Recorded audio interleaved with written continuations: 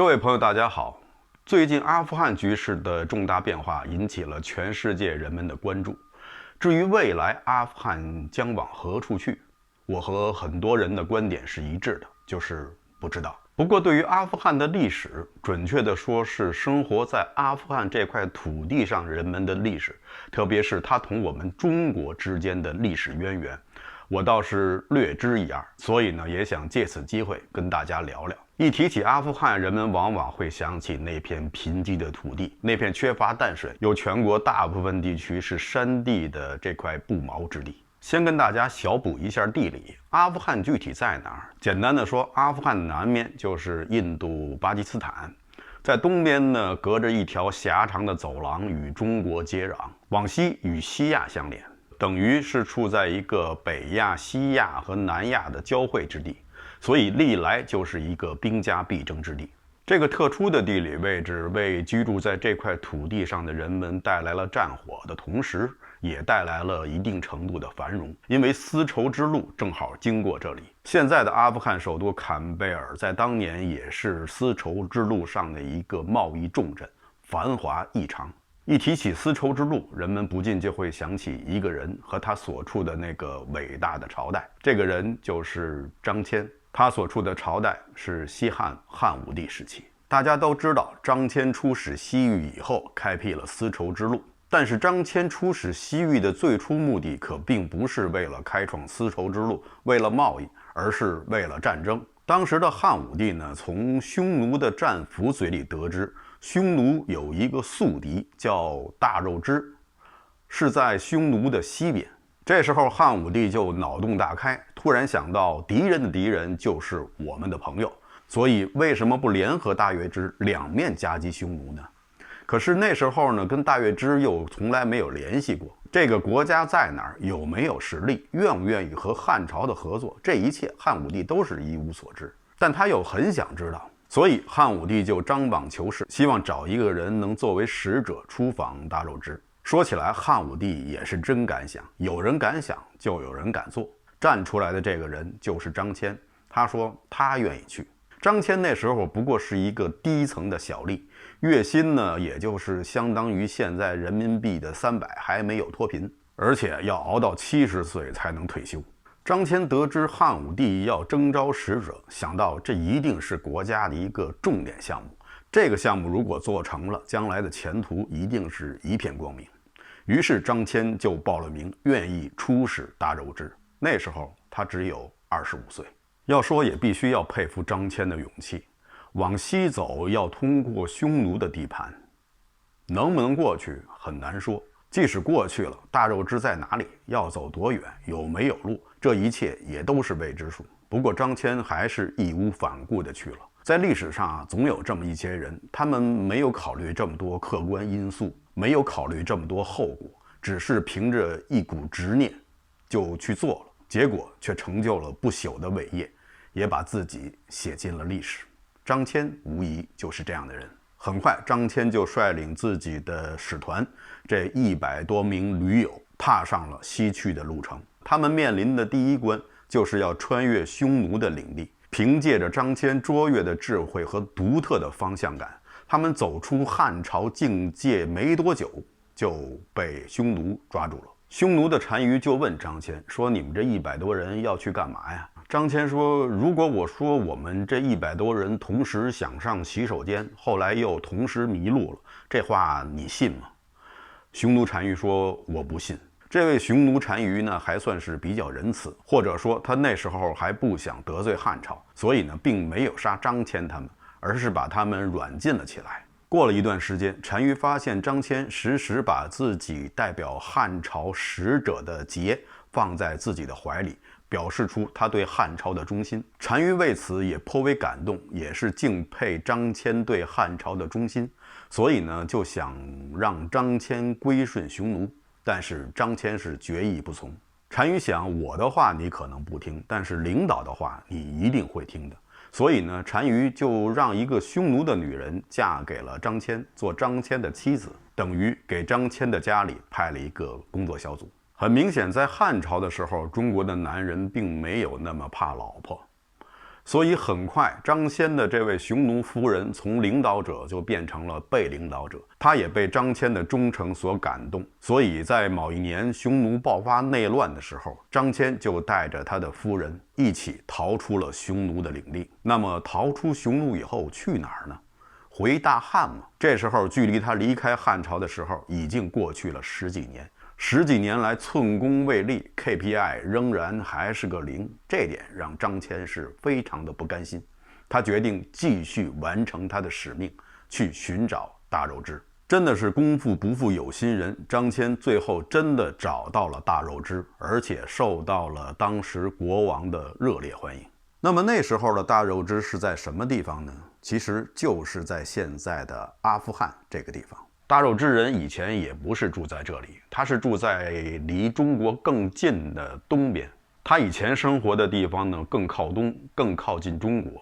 他是被人赶到这里来的，被谁呢？是被他的一个宿敌乌孙国。大肉之先是侵入了乌孙国的领地，把乌孙国的国王杀死了。这个被杀死的国王的儿子叫做列交飞，当时还在襁褓之中，是幸免于难。传说中，匈奴的冒顿单于后来发现有乌鸦来为这个孩子衔来肉食，有狼来为这个孩子哺乳，所以呢，就觉得这个孩子必有神奇之处，就把这个孩子抚养成人。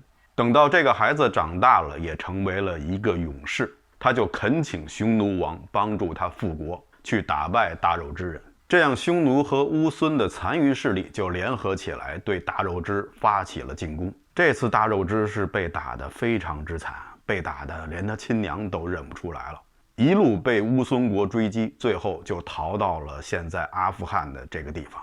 不过也算是因祸得福，这个地方那时候还是水草丰美。大肉之国在这里定居下来以后呢，也算是安定下来，日子过得还很不错。有的朋友可能会问，那么大肉之人是什么样的人？他们长得什么样呢？按史书记载，大肉之人是高鼻耸目多须，蓝眼睛，所以呢，很明显可以看出他们具有白人的血统。其实这一点一点也不奇怪，在古代的西域有很多人是具有白人血统的。比如说我们知道的楼兰干尸，又被称为楼兰美女，就是具有明显的欧罗巴人种的特征。而这个干尸生活的年代呢，是距今3800年以前，也就是在传说中的夏朝时期，西域地区就有白种人生活的痕迹。当然了，这些人是当地的土著，还是从外面迁徙而来，这个呢，目前还是一个谜。还有朋友可能会问，关于大肉之的读音，到底应该读大肉之还是大月之？关于这一点呢，我的观点是认为呢，这主要取决于您个人的口味。如果您是一个素食主义者，那么你可以称之为大月之；如果您是一位美食家，那么就可以称之为大肉之。这样呢，既学习到了历史，而且还比较开胃。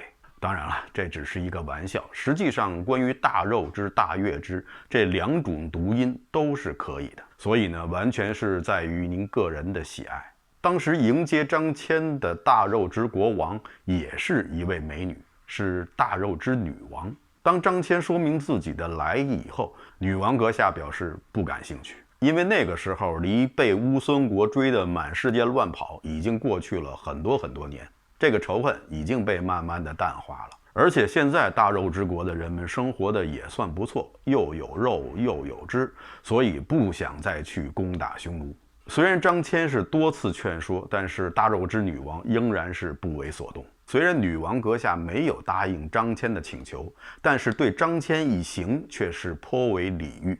而且呢，这位女王阁下还有一个特别大的嗜好，就是喜欢八卦。他经常把张骞呢叫进自己的大帐之中，让张骞和他聊聊汉朝的风土人情，比如说汉朝的皇后穿的是什么样的衣服，背的是什么牌子的包包，有没有什么宫廷秘闻，反正是包罗万象，什么都问，他什么都想知道。我个人一直是比较纳闷，当时张骞和这位女王阁下是用什么语言进行交流的。虽然张骞在被扣押在匈奴期间学习了匈奴的语言，但是匈奴的语言和大肉支人的语言是截然不同的。大肉支人的语言属于印欧语系，而匈奴语言据研究发现，它很可能是早期的突厥语，也就是说属于阿尔泰语系。所以说这两种语言分属于不同的语系，二者之间区别很大，很难沟通。所以我猜想张骞在和这位女王沟通的时候呢，用的更多的是身体语言，就是连说带比划。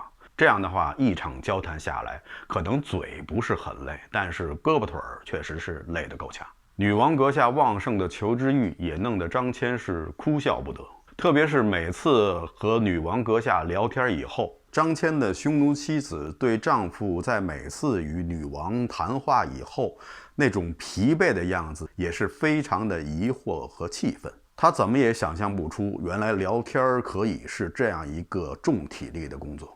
张骞自己也不甘心来到大肉支就做一个陪聊的，所以最后还是告别了大肉支女王，踏上了回去的路程。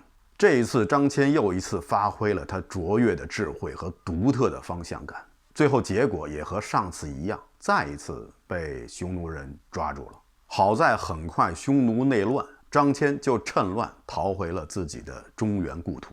这时候距离他当年离开长安的时候已经过去了13年。当年联合大肉支夹击匈奴的这个国家重点工程已经成了国家重点遗忘工程。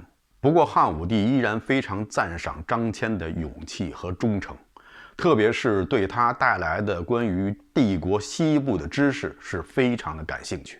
张骞此次出使西域，虽然没有达到最初的战略目的，但是在他出去之前，汉朝人对自己帝国西部的知识可以说是一无所知。现在已经从张骞口中了解了很多。在历史上的功绩，我认为张骞并不低于哥伦布，他成了连接东西方的第一人。同时代的《史记》的作者司马迁也将张骞此举称之为凿空，可以说开辟了一个新天地。没有了大肉支的帮忙，汉武帝一样要打匈奴。汉武帝派出了卫青、霍去病以及张骞，多次的大破匈奴，夺取了对后来中原政权至关重要的河西走廊。河西走廊的重要性是不言而喻。后来的宋朝被少数民族多次侵扰，最终亡国，和那时候宋朝失去了河西走廊有着非常重大的关系。夺取河西走廊以后，汉朝的势力继续向西拓展，而与此同时，汉朝与西域各国，甚至是西域更往西的那些国家，包括位于现在伊朗高原的安息帝国，以及更往西的罗马帝国的经贸关系也慢慢的建立起来。一条著名的丝绸之路，也是早期的东西方代购之路，就这样在那个时候慢慢的建立起来。但是汉武帝的主要目的并不是在于通商，他的焦点还是在匈奴身上。他想进一步扩大自己在西域的影响力，防止那些西域各国投向匈奴人的怀抱。于是呢，他就想了一招，叫杀鸡给猴看。他给当时的大苑国发了一份诏书，要求大元供奉几匹汗血宝马。大苑国王看到汉武帝的信以后气坏了，说你们这是什么态度？凭什么给你们马呀？我不给，不给，就是不给。汉武帝知道以后觉得正合我意，你不给我马，我就打你，打你，打死你。于是就真的派兵打败了大元国，杀死了他们的国王。此举震慑了西域各国，让他们看到了大汉朝不光是有兵有钱，而且最重要的是不讲理。所以就纷纷归附了大汉朝。汉武帝的极度扩张政策导致的穷兵黩武，也使得国力日渐的衰竭。在他的晚期，他也反省自己的过失，下了轮台罪己诏。在汉武帝时期，张骞呢又奉命第二次出使西域。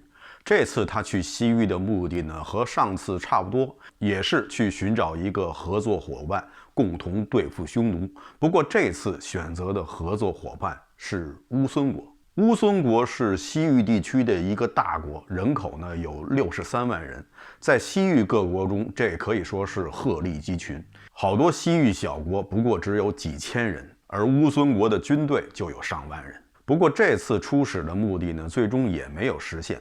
乌孙国那时候正值内乱，所以呢也无暇顾及与汉朝的合作。虽然没能合作，但是双方的友好关系还是建立起来了。汉武帝呢还将宗室之女刘细君嫁给了刚才提到的那位吃狼奶长大的乌苏国王列交弥。不久，细君公主生病去世，汉武帝又安排楚王的孙女解忧公主嫁到了乌孙。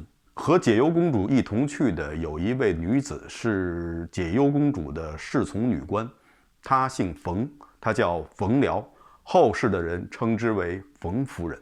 她是中国历史上的第一位女外交家，她经常以解忧公主的名义持使节走访西域各国，扩大了汉朝在这些国家中的影响。后来列交梅病逝以后，乌苏国爆发内乱，王位被有匈奴血统的一位王子夺得，与汉朝的关系也开始交恶。这时候，解忧公主与冯夫人两个人呢，就多方的斡旋，在汉朝的支持下，最终是拥立了解忧公主的儿子继承了王位，乌孙国也正式成为了汉朝的属国。后来到了汉宣帝时期，汉宣帝是汉武帝的孙子。这时候的汉朝经过了休养生息以后，国力已经达到了顶点。汉宣帝在乌孙国的协助之下，这时候的乌孙国终于答应了与汉朝联合对付匈奴。这一切也多亏了当初和亲的刘细君、刘解忧两位公主以及冯夫人所做的努力。在汉朝与乌孙国的两国夹攻之下，匈奴大败。汉宣帝由此在西域设置了西域都护府，对西域各国实行直接统治。可以说，西域各国，包括现在的阿富汗，从那时起就纳入了中国汉朝政府的直接统治。西域都护府只负责军政，不负责民政，所以民间的事务呢，还是交由当地的政府来解决。都护府的工作主要是协调西域诸国之间的纠纷，稳定这个地区的局势，共同对付匈奴。而这时候的匈奴也是屋漏偏逢连夜雨，天灾内乱不断，实力大为衰弱。到了汉元帝的时候，匈奴的呼韩邪单于亲自到长安称臣，自请为婿。汉元帝就把宫中的一位叫王强的宫女嫁给了呼韩邪单于，这位宫女就是我们熟悉的王昭君。所以说，王昭君出塞的历史背景，当时是汉强，匈奴弱，并不是说汉朝打不过匈奴，无奈的情况下屈辱的以一个女子来换取和平。在中国历史上，和亲最多的朝代分别是汉朝和唐朝，而这两个朝代也是中国历史上最强盛的两个朝代。不能一谈到和亲就想到屈辱，和亲在当时来说不过是一种切实可行的政治手段。后来呼韩邪单于去世，王昭君向汉朝皇帝请旨，希望能够回到中原，但汉朝皇帝的回复是依胡俗，就是让他遵照匈奴的收继婚制，嫁给呼韩邪单于的长子。在汉元帝时期还发生了另外一件事情。当时呼韩邪单于的哥哥支支单于不愿意归顺汉朝，自己呢带人逃到了康居。因为他以前曾经杀过汉朝的使者，所以他到了康居以后，当时的西域都护府下面的一位将军叫陈汤的，就决定要实行斩首行动，杀了这个支支单于。陈汤呢是先斩后奏，派人呢深入到了康居国，杀死了支支单于，然后才写了一份奏章给汉朝皇帝，告诉他这件事情的经过。在这份奏章里，其中有这样一句话，后世的人记忆犹新，就是犯强汉者，虽远必诛。汉朝皇帝最后也没有责怪陈汤，还给他升了官。不过陈汤这人的人品官品呢都有些问题，贪污受贿可以说是无所不为。但是因为他说过这样的一句话，在史书上也少挨了不少骂。到了西汉末年，王莽篡政，天下大乱，汉朝与匈奴的关系也开始交恶，西域各国也开始纷纷的依附于匈奴。一直到了东汉初年，汉光武帝刘秀继位以后，当时的西域很多国家不堪忍受匈奴的欺凌和过重的赋税，纷纷要求东汉帝国重掌西域。但是当时刘秀考虑到天下初定，百废待兴，所以并没有马上的出兵西域。一直到了汉明帝的时候，汉朝已经慢慢恢复了元气，这时候就先后派出了大将窦固、窦宪远征匈奴。匈奴战败，分成了南匈奴与北匈奴。南匈奴内附臣服于东汉帝国，而北匈奴继续与汉朝作战。一直到了公元91年，东汉的大将窦宪再一次重创了北匈奴，北匈奴由此远遁。从那以后，算是彻底根除了中国边境地区的匈奴之患，匈奴也从中国的史书中消失。匈奴是秦汉两朝面临的最主要的敌人。后来到了隋唐时期，最主要的敌国就变成了突厥，而到了明清则变成了蒙古。那部分内服的南匈奴到了南北朝时期，再一次的南下肆虐中原。他们也是五胡乱华之一，他们的首领刘渊还建立了一个匈奴政权，叫前赵，也是16国之一。那么那些最后被东汉帝国击败的北匈奴人又去了哪里呢？大约过了300多年以后，东欧草原上出现了一支骁勇善战、善于骑射的游牧大军。他们在顿河流域击败了阿兰人，随后又一直往西击败了东哥特人和西哥特人，迫使这些民族不得不向西迁徙。这最终形成了欧洲历史上最大规模的民族大迁徙。而这场多米诺骨牌式的民族大清洗的一端，就是这个被欧洲人称为匈人，英文是 HUNS 的民族。那么匈人是不是就是被东汉帝国赶走的匈奴人？最初是由西方的史学家提出匈人就是匈奴人，但是现在呢，不管是西方还是东方的史学家对此呢都有不同的看法。有很多人认为匈人跟匈奴人是完全的两回事，因为他们发现了匈人跟匈奴人之间有很多的不同点。比如说，匈奴在汉朝的时候已经形成了一个强大的中央集权的这么一个组织体系，但是匈人的组织体系呢还停留在部落联盟的阶段。当他们的首领，也就是被西方人称为上帝之鞭的阿奇拉，在与他的新婚妻子日耳曼裔的少女度完新婚之夜以后，就离奇的死亡。阿提拉死了以后，整个的看似庞大的这个匈人的这个帝国瞬间崩塌。所以说他们并没有建立起一个稳定的组织架构。再者呢，是匈奴人使用的武器。匈奴人在与汉朝军队作战的时候，已经大量使用了铁器，他们的箭头、铁甲都证明他们的冶炼技术已经达到了一定的水准。而匈人居然使用用骨头做的箭头，历经了300年，生产力水平不进反退，这点呢让人觉得不可思议。而现代的 DNA 技术又从一个匈人的遗体中测出他的 DNA 成分中匈奴人的所占比重是非常高的。所以两种观点一直是争执不下。我个人是比较倾向认为，出现在欧洲草原上的匈人和匈奴人是有一个很密切的关系的。北匈奴人在西迁的过程中，与他途经的民族不断的进行征战，有的时候是他赢了，成了征服者，也有的时候他成了被征服者。而在欧亚草原上的这些民族，大部分都是游牧民族。游牧民族一直秉承着逐水草而居的原则，而欧亚大草原的一个很重要的特点就是越往西雨水越充足，水草越肥沃。所以欧亚草原的特点也就决定了这些游牧民族的迁徙的方向，他们肯定是向西迁徙。而向西迁徙的这支游牧民族，经过这200-300年的不断的融合，他们已经形成了一个新的种族。所以我认为这些匈人跟匈奴人肯定是有着密切的关系，但是他们又不完全是东汉时期的那支北匈奴。还有人认为呢，匈牙利人就是匈奴人的后代，因为匈牙利人也和亚洲很多国家的人一样，是姓在前名在后，跟当地的欧洲人迥然不同，还有很多其他的风俗习惯也有很大的不同。所以呢，就认为匈牙利人可能是亚洲人的后裔，是匈奴人的后裔。但是呢，这一点呢明显是不对的。匈牙利人的民族主体是马扎尔人，他们最早是来自于乌拉尔山脉。他们的风俗习惯与欧洲人不同，也是因为他们来自于乌拉尔。说起来，他们可能跟乌孙人有一定的亲属关系。东汉在与北匈奴作战的同时，还派出了一位使者来安抚西域诸国。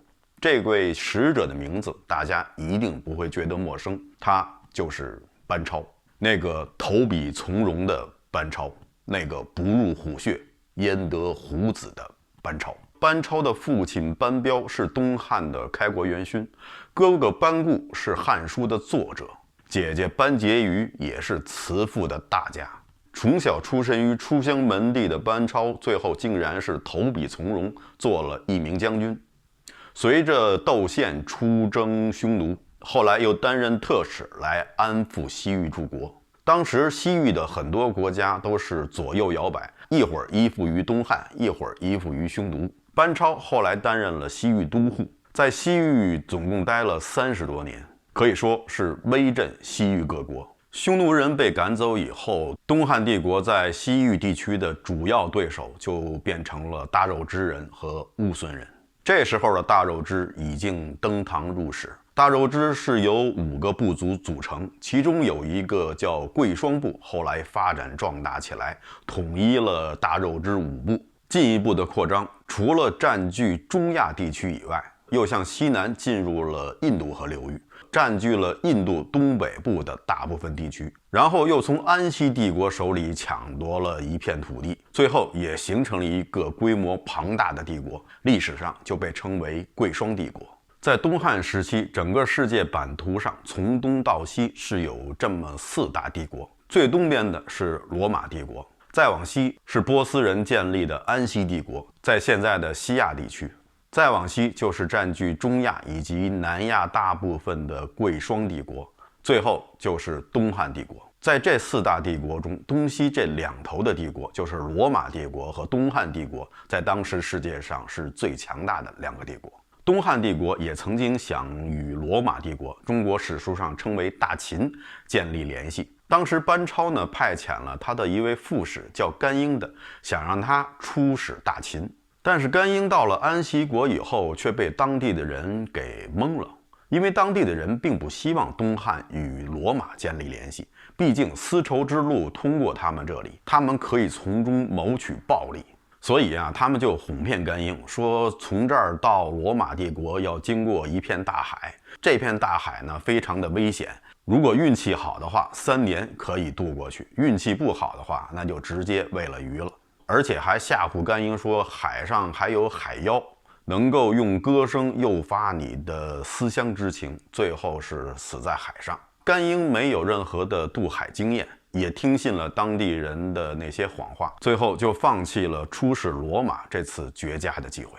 其实甘英通过叙利亚，通过陆路就可以直接进入罗马，并不需要海路。而且即便是走海路，波斯湾也没有那么凶险，也用不了3年时间。甘英完全是被安息人忽悠了。贵霜人也曾经挑战过东汉帝国，他们曾经派大军围攻西域都护府，但是最后被班超的伏兵所击败。从那以后，贵霜人再也没有东出的想法，即使是到了东汉末年天下大乱，贵霜人也没有想过要入侵中原。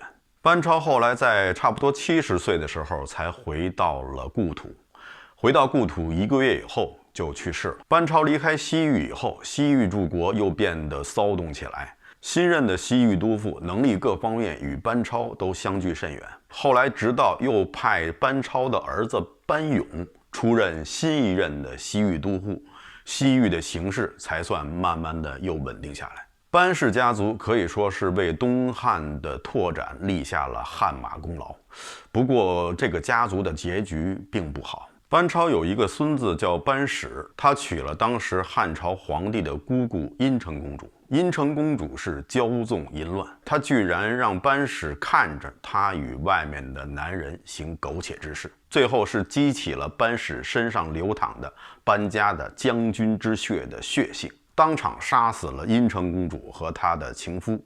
引得汉顺帝大怒，将班氏腰斩，班氏的同胞兄弟全部弃于市，从此班氏家族销声匿迹。东汉以后，中国又再一次的进入了乱世，对西域的控制也明显的减弱。而占据阿富汗这块地方的贵霜帝国，后来也被萨珊波斯所征服，后来又成为了突厥帝国的势力范围，一直到中国的唐朝时期。唐太宗李世民在打败了东突厥，后来又灭了高昌国以后，就在高昌建立了安西都护府，对西域诸国实行有效统治。阿富汗所在的中亚地区也由此进入了大唐帝国的势力范围。公元755年的安史之乱以后，唐帝国就彻底失去了对西域诸国以及中亚部分地区的控制，这些地区的那些国家也各自走上了不同的发展道路。因为时间的关系呢，我今天只能讲到这些，后面还有很多的内容。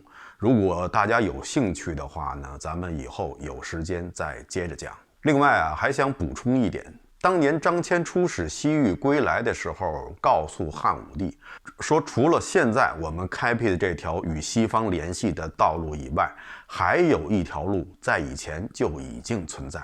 也就是说，在丝绸之路之前，还有另外一条商路早就连接着中国与西方。这条路呢，被称作蜀申毒道，一头是申毒和大夏，申毒呢是现在的印度，大夏呢指的是现在的阿富汗和巴基斯坦地区，另外一头就是中国的四川省。汉武帝还特别的派人去搜寻这条古道，但是最终也是无功而返。而这条古道的存在又与三星堆文明有着莫大的关系。历史啊就是这样，总是喜欢和我们玩猜谜游戏。我们每猜中一个谜，不过就像是打开了一扇门，会发现有更多的谜团等着我们去破解，或者永远成为未知。好的，以上呢就是本期节目的全部内容，感谢大家收看，欢迎大家点赞订阅，咱们下期节目再见。